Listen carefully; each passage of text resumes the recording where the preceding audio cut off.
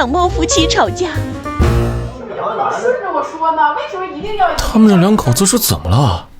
应该是吵架了。我就说上次有可能有外星人，这个就是没有外星人嘛？那你他们俩吵得我怎么完全听不懂啊？好像起因是因为我家那小子买了什么东西没告诉你家那个丫头，结果买错了。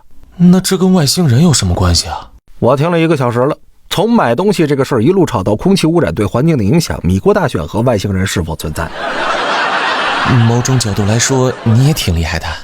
你俩坐这干嘛呢？吃瓜。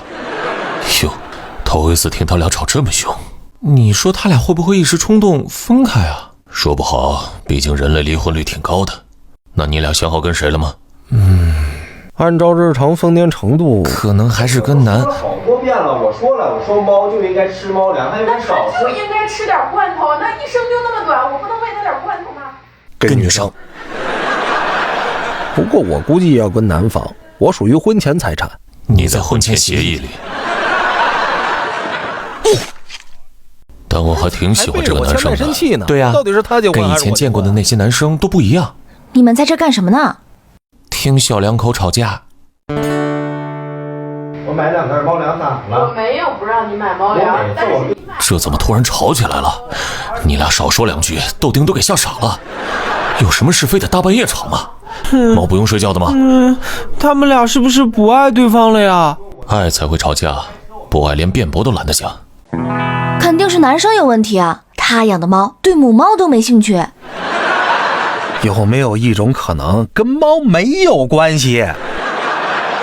咱们光这么听着吗？我就觉得应该吃点爆米花。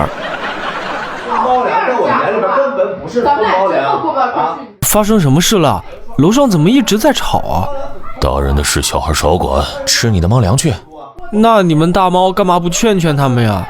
要不咱们派个代表？感觉最好是个好说话的，比较佛的。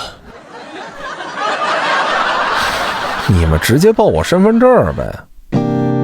我们要是跟了不同的人怎么办？不会的，我相信他们不会分开的。我走这你说了，你最好别后悔。你倒是快去啊！哎呀，我知道，我这不是在酝酿吗？里边的给我听着，我有话跟你们，我啥也没听见啊。